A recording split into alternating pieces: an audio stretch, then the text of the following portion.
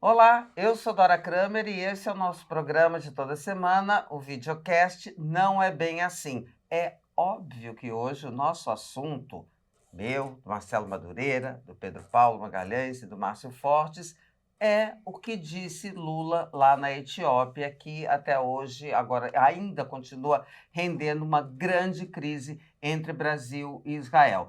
Muita gente, quase todo mundo já falou sobre os aspectos diplomáticos, políticos, humanistas, enfim. Hoje, sabe o que que a gente vai começar a analisar? Nós vamos querer tentar entender qual é a do Lula. Por que faz isso? O que que ganha? Por que que leva o país a isso? E você fica bem aí porque o programa vai começar.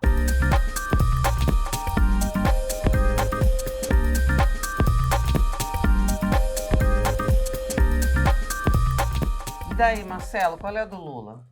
Bom, eu fico pensando, eu não vou nem analisar, né, esse despautério que ele disse, esse absurdo.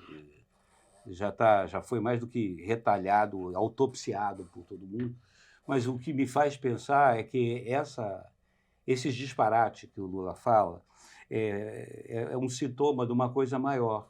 Que eu fico observando assim, o governo do Lula, agora virando esse segundo ano, ele, curiosamente, ele se volta todo para fora do Brasil, né? Ele se volta para uma política externa que não é clara, né? Tem agora uma recuperação da relação do Brasil com os países da África, enfim, mas não tem uma estratégia clara, um objetivo claro, e, ao mesmo tempo, é um governo que não abre nada, não propõe nada e não discute nada da agenda enorme que tem no Brasil, seja dos gastos públicos, seja mesmo de políticas inclusivas, né, melhorias de vida da população. O Brasil tem enormes problemas. E a sensação que me dá é que o Lula não é nem questão de estar perdido, ele fica em busca atrás de uma coisa para ele, dele, eu não sei. Né? Eu também pergunto, qual é a do Lula? Ele veio para reconhecer, quer dizer, de um modo geral, eu responderia assim, porque eu concordo com você, tá, com a análise que você fez. Ele veio para ser reconhecido como um líder mundial, porque ele achou, tudo ele que acha, né? Ele achou que pronto, no Brasil ele já tinha atingido o top, saiu do governo do segundo governo com 80% de preferência, né? De aprovação, depois foi preso e voltou, deu a volta por cima, dei uma rasteira em todo mundo, olha aqui, me elegi. Aí, nesse aspecto, eu acho que ele pensou que pudesse se dedicar, sabe, a ser um líder mundial. Eu acho que com coisas que ele faz, porque essa agora de Israel, essa comparação, ela foi apenas o ápice, né? Porque ela é o ápice de uma série. Ele perde totalmente qualquer condição de mediar o que quer que seja. Pedro Paulo já está olhando ali louco para falar.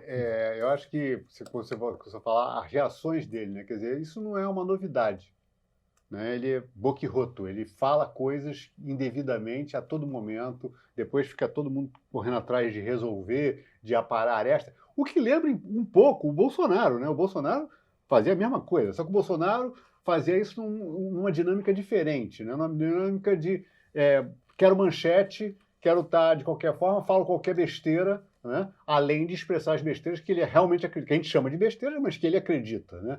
No Lula, o que eu vejo é o seguinte, tem muito assim uma coisa do ambiente. Quero agradar quem está ao lado. E nesse caso especificamente, até vi um comentário do Pontual falando sobre isso, o Jorge Pontual falando que exatamente isso, ele estava num ambiente em que esse tipo de raciocínio é comum. No ambiente africano, no ambiente muçulmano, no ambiente árabe, tem uma discussão de confundir, de não ter esse respeito pelo Holocausto, de não ter essa postura, essa compreensão do Holocausto com a gravidade, né, devida. E que o erro existe. Então ele fala isso porque está no ambiente, vai agradar aquela plateia deve ter sido satisfeita com a colocação, então isso tudo vale. E a consequência disso? Para o país que ele representa, para o país que ele é presidente. A irresponsabilidade é um negócio assim que impressiona muito. Quer dizer, por que essa pessoa precisa tanto agradar todo mundo desse jeito? Não basta já ele ser presidente terceira vez, ele ter um respeito da comunidade internacional? Tem! Ele voltou ano passado a circular e foi respeitado. Logo que foi eleito, foi recebido por Macron como chefe de Estado. Quer dizer, tudo isso ele tem esse respeito. Mas para que passar, né, da linha vermelha? Para que ultrapassar os limites do razoável com consequências péssimas para a imagem do país? Não ajuda em nada, não auxilia em nada, não ajuda, inclusive, com consequências nefastas internamente. Para ele, né? inclusive. Para ele, inclusive, e na tão famigerada polarização que a gente combate, né, que a gente não deseja que perdure, ele acirra essa polarização. Porque exatamente nesse momento em que o Bolsonaro está sob cheque e convoca uma manifestação, ele põe azeitona na empada do Bolsonaro, ele faz a coisa crescer para o lado do adversário. Não pode ser que tenha essa intenção. É muito maluco se for isso, mas isso mostra a irresponsabilidade, a inconsequência, né? A falta total de critério. Márcio, você acha que ele mediu os efeitos? Não, o pensamento mais comum hoje sobre esse assunto é que ele fala, ele é boquiroto, quando não está lendo, fala o que dá na telha e tal, aquela coisa toda. É um pouco mais amplo. É que nesses momentos vem o id, né? Vem o de dentro da alma, que é uma base ideológica da origem. Quer dizer, ele vira um petista raiz. Deixa de ser o chefe de Estado e passa a ser um petista raiz. E aí não mede as consequências. Quer dizer, não porque ele, pessoalmente, não mede as consequências, é que o petismo raiz não mede as consequências. Quer dizer, o pronunciamento do Zé Genuíno, um mês atrás, sobre a questão das empresas judaicas, lembra muito o início do nazismo na Europa. O primeiro movimento nazista foi bloquear os negócios e serviços dos judeus, lá na Polônia, na Alemanha e tal, na Europa Central. Então, você trai essa coisa. Já tem o anti-americanismo lá atrás, né, na raiz. Não gosto de nada que seja dos Estados Unidos. Amplia um pouquinho para a Europa. Não sabe bem como se comporta. Então, a política externa, já nos outros mandatos, foi voltada para ter aquele assento permanente no Conselho de Segurança da ONU e tal, e por isso abrimos diversas embaixadas na África, isso e aquilo, agradar um eleitorado dentro da ONU, esquecendo que para entrar no Conselho de Segurança da ONU, sou eu que estou falando sem entender nada do assunto, irresponsavelmente. Tem que ter bomba atômica. Todos os membros do Conselho de Segurança da ONU são países que têm domínio do arsenal atômico. Nenhum que está lá não tem. É gozado isso, né? Como é que... São coisas que não têm a ver. Então, quer dizer, não tem bomba, não vai para o Conselho de Segurança, na minha frase simples. E no caso, então, o Lula está buscando uma questão que é o alto agrado. Quando você diz que ele discursa para os que estão em volta, é verdade. Mas os que estão em volta dele são os petistas do Brasil, os raízes. E dessa vez ele se machucou. Porque ninguém apoiou essa comparação que ele fez com o local. Ninguém ousou usar o mais radical dos apoiadores e mesmo externamente. Dois presidentes já se manifestaram, dois líderes aqui locais, regionais, o Evo Morales e o Petros. Ninguém usou a mesma comparação. Não, o embaixador da Palestina no Brasil, em Brasília, fez um pronunciamento equilibrado, não exatamente condenando, mas menosprezando essa palavra do Lula, lamentando, de uma certa forma, essa comparação com o Lula, do embaixador da Palestina. E, como fato político muito relevante, na data de ontem, foi o pronunciamento do presidente do Senado, Rodrigo Pacheco, que leu. Ele pediu, de uma certa forma, como presidente do Senado, exigiu que o governo brasileiro se retratasse. Falou em nome do parlamento, há quem diga assim, será que cabia ele? A meu ver, cabia, porque se não falasse, estaria compartilhando, estaria concordando e levando o parlamento a essa posição, como o Lula levou o país ao falar como governante, tá certo? Isso. Levou o país a voz dele é a voz de todos os brasileiros, fora do Brasil, sobretudo. Não há dúvida com relação a isso. É o presidente da República. Agora, o líder do governo no Senado, agora, o senador Jacques Wagner, que é judeu, está entendendo? Condenou a fala do Lula. Pronto. Então, as consequências disso são da governabilidade. Como diz o Marcelo, o país está à cata de um projeto, né, de nação. Como é que você vai efetivamente gerar oportunidades para diminuir as diferenças, que Ó, são o nosso partindo assunto. da fala do Jacques Wagner, que disse ali, para amenizar um pouco, ele disse: eu disse, presidente, não retire nada do que disse, a não ser, e aí, claro, condenou Claro. a frase. Marcelo, essa resistência do presidente da República e até do entorno dele eu não digo nem de se desculpar, mas de modular o que disse, como é que você vê isso? Eu acho que o processo já ficou fora de controle.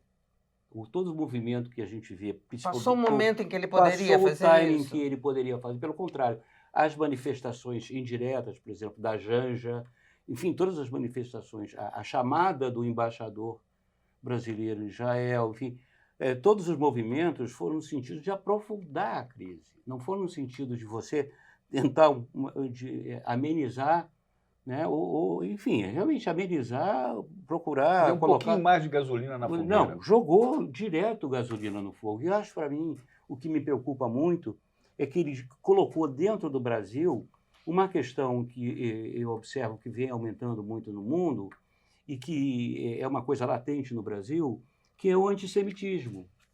A questão, e dentro desse cenário de polarização que a gente vive, tal que no mundo também se vive, ele trouxe para dentro dessa questão da polarização o antissemitismo, que em todas as sociedades, eu acho, infelizmente, era uma coisa latente. E hoje você vê várias manifestações antissemitas no bojo de declaração desse tipo ou dentro da análise, do posicionamento nessa questão israelense e palestina, que também a questão entre o Estado de Israel, né, e o Estado palestino, a questão do Estado. E aí você já remete para a questão que uma coisa é o povo judeu, que é uma coisa que transcende ao Estado de Israel.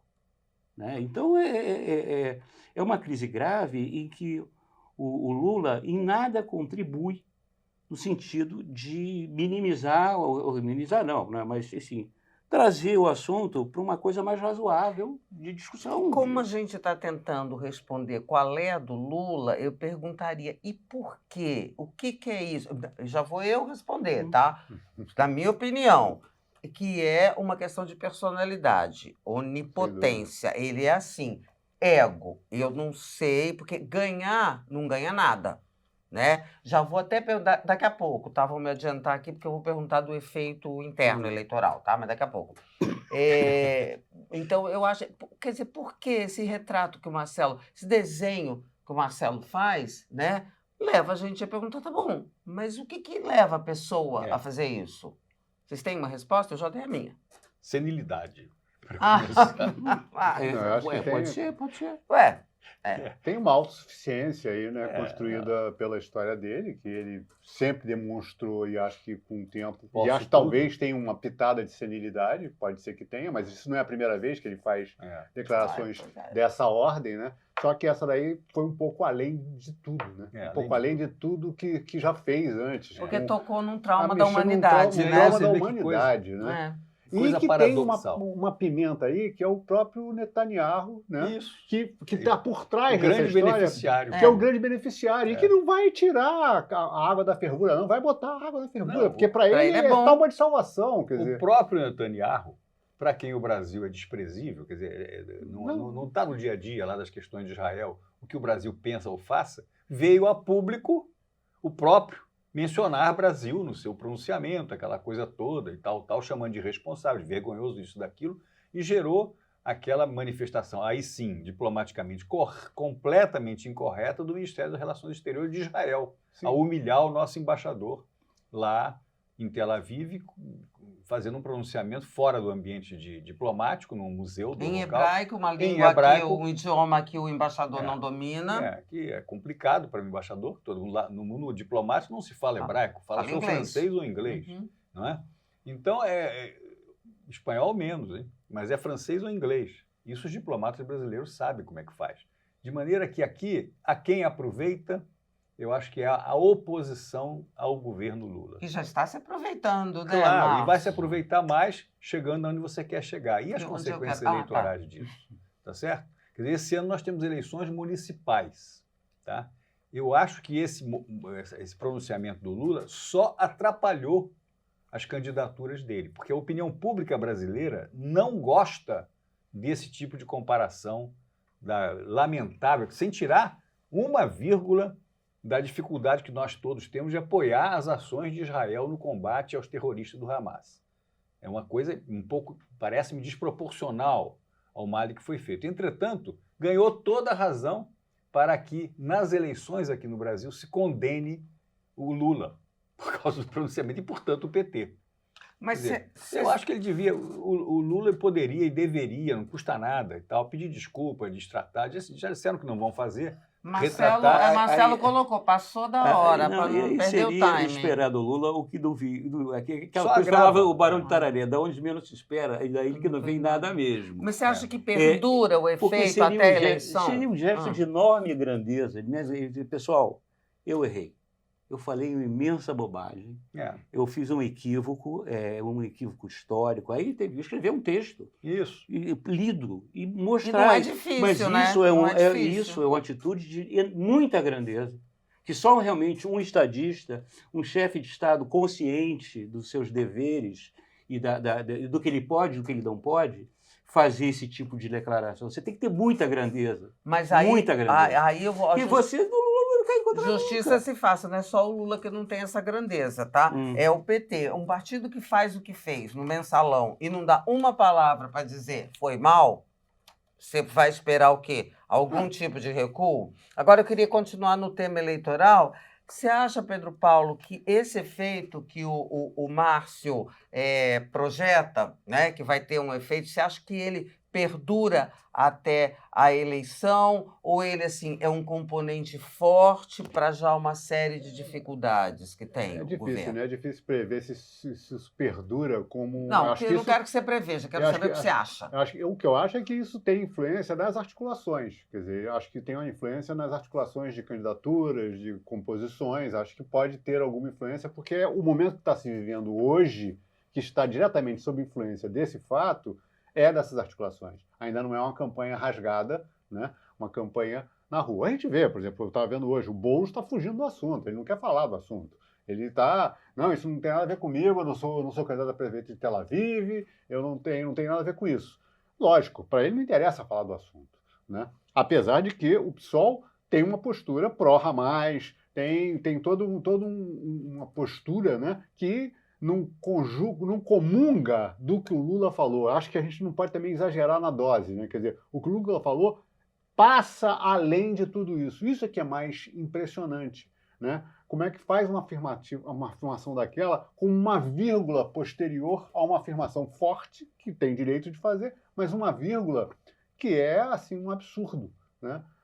Envolver Hitler, comparar Israel a Hitler, quer dizer, é uma coisa... Mencionar a Hitler. no Hitler, discurso. falar Hitler no próprio. discurso dele. Não precisa, ninguém faz isso. Não quer falou dizer, de nazismo, falou é do um- Hitler. É um que nível uma de coisa responsabilidade maluca. assim, total.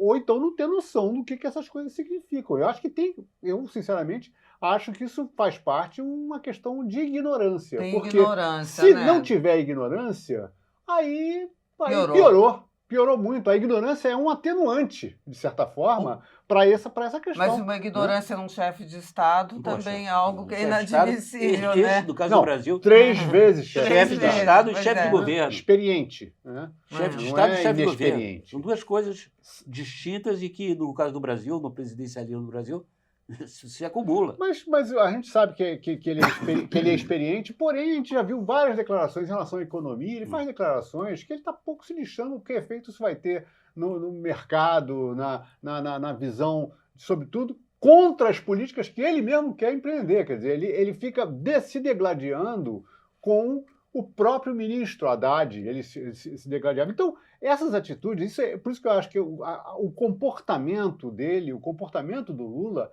é um caso de estudo. É um caso de estudo, que é uma pessoa que tem a popularidade que tem, né? E, ao mesmo tempo, comete Gasta essa popularidade Não é porque desnecessariamente. achando que pode gastar. Por exemplo, há um ano atrás, era todo dia, um dia assim, outro também, esculhambando o Roberto Campos Neto. Este cidadão, o cacete. Agora estão aos Agora convida para jantar, não sei o quê, porque deu tudo descobriram certo. que o Né? Roberto Campos estava certo. na condução da política Não, monetária. descobriu não, ele já sabia desde aquele momento, mas ele precisava de alguém para bater, né? Mal comparando, porque esculhambar o Roberto Campos Neto pode, mas lembrar do Hitler não tem nada a ver com isso. Agora, as consequências eleitorais, esse ano, vão ser fortes. Porque o eleitorado do Boulos, aquele que não é Boulos raiz, que não é PSOL, que está na dúvida, acabou com a dúvida ontem. Não concorda com essa história de Hitler. Eu não sei. O próprio Boulos dá sinal disso, ele dá Pedro sinal Paulo, disso. quando Ele dá sinal. ele Ele Ele está silencia. percebendo o que está acontecendo. As pessoas falam fora das Ele não urnas. foi defender o patrono da candidatura dele, que é o Lula. Né? Não deu para defender. Agora, lá adiante, nas eleições de 26, vamos ver como é que vai se comportar o quadro político a partir das eleições desse ano, mas com certeza esse fato, que é curioso isso da política, né? Uma frase destrói uma vida, uma reputação e um patrimônio eleitoral. Essa frase não é que tenha destruído, mas quebrou o patrimônio eleitoral do Lula em 2026. Eu tenho certeza disso. Por quê? Não, isso Você eu também tem concordo, certeza? acho que sim. É Pela forte importância essa econômica que a constatação. comunidade judaica tem, quer dizer, acho que tem uma Econômica? penetração. Não, e papel- não só, E não sei, enorme. a comunidade judaica junta-se os evangélicos, que têm o Etc. mesmo tipo de posição É. e já têm a indisposição, para Exatamente. dizer o mínimo, né, em Exatamente. relação ao Lula. Então, na hora de ponderar o voto, lá em 2026, dependendo dos candidatos, tal, aquela coisa toda, aqueles que não são lulistas raiz e que elegeram o Lula em 2022, e que são muitos, né, a vitória dele foi apertada, mas foi vitorioso, vão repensar essa disposição, porque sabe-se lá o que o Lula pode falar depois, no quarto mandato. Vai declarar guerra à União Soviética, declarar guerra aos Estados A Unidos. União Soviética acabou. Mas- Mas o nosso programa Mas- continua. E eu vou deixa eu só Sim, porque aproveitar essa ele é minha capaz de se interrupção. lembrar da União Soviética. Não, é capaz de ele acordar de manhã e achar que existe ainda a União Soviética e declarar guerra. É. Isso que eu queria falar, é pertinente isso. E lembrar também, vocês não se esquecerem de dar o like agora. Nesse momento, darem o like aqui no nosso programa.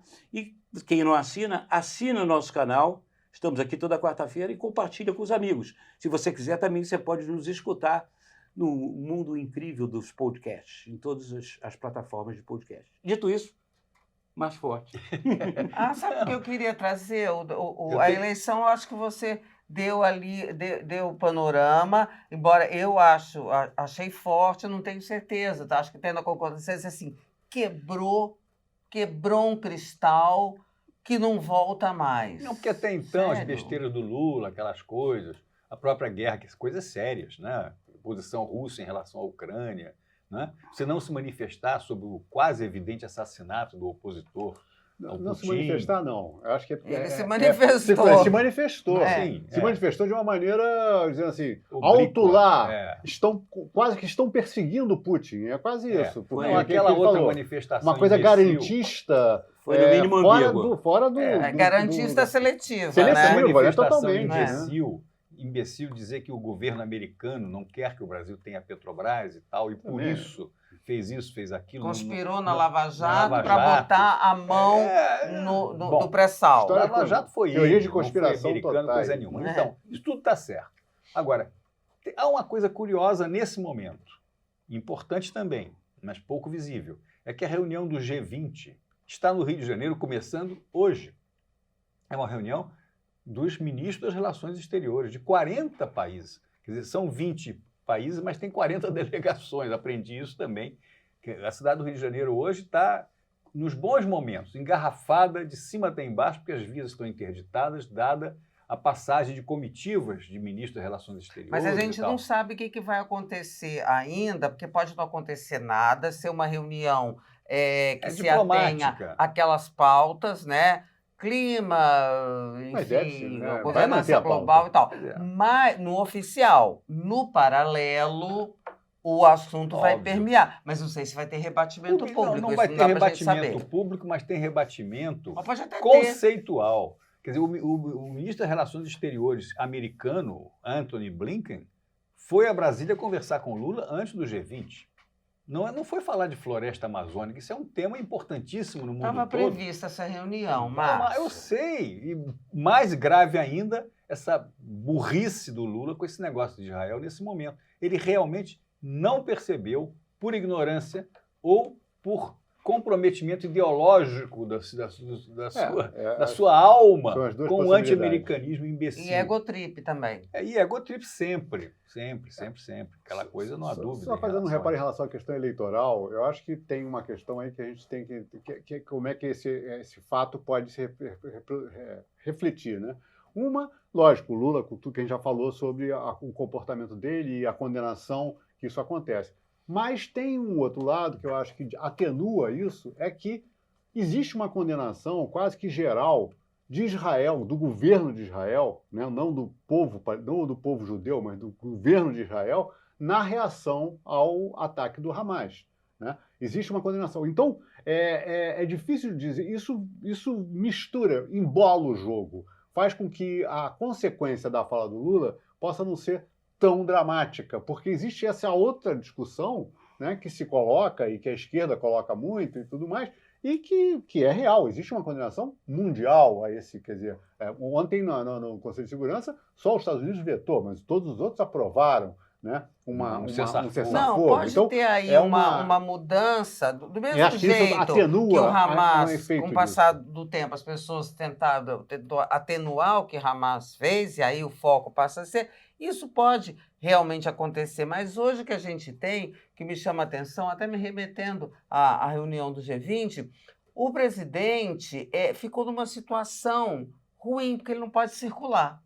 Pelo menos até que a coisa atenue, tá ruim para ele circular por aí, tá certo? Dar uma entrevista coletiva, vir aqui no Rio dar uma volta na reunião do G20, aparecer com Blinken. Duvido que ele apareça para abrir para perguntas, porque senão vão perguntar. O capítulo, ou pelo menos o que eu li nos jornais ontem, o governo está examinando o caso de expulsão do embaixador de Israel. Eu vi também isso. Então, quer dizer, é só aprofundar a crise. Só aprofundar a crise. E aí tem uma origem que é a seguinte: a relação comercial Brasil-Israel é ridícula. Eu vi ontem, 0,02%. E a gente está em desvantagem, a gente tem déficit em relação a isso. Sei, mas a importância da comunidade... É baixíssimo, né? Então, com o país Israel mas em relação com a comunidade, não. à comunidade internacional judaica é enorme, gigantesca, é uma coisa espetacular. Gente, fora o papel do Brasil na origem do Estado de Israel. Fora isso, por causa disso é que nós, por causa da atuação do Oswaldo Aranha, que nós, Brasil, abrimos a Assembleia Geral da ONU todos os anos no mês de setembro. Quer dizer, há uma reverência ao Oswaldo Aranha. Não, o fato de ele presidiu a sessão. O Oswaldo Aranha presidiu a sessão que criou o Estado de Israel. E atuou claro, para a criação do Estado de Israel. Né? Há uma homenagem permanente lá em Israel ao Oswaldo Aranha. Diz que várias cidades têm... eu não sei se chama... Como chamam estátuas e tal. Museu, uma coisa assim qualquer. Uma referência, uma referência histórica ao alcance de todo mundo. Não é uma coisa escondida nas academias. O povo vai lá ver uma referência ao Oswaldo Aranha e ao Brasil, portanto. E veja bem... Então jogar isso fora, tá entendendo? Eu fico com vergonha.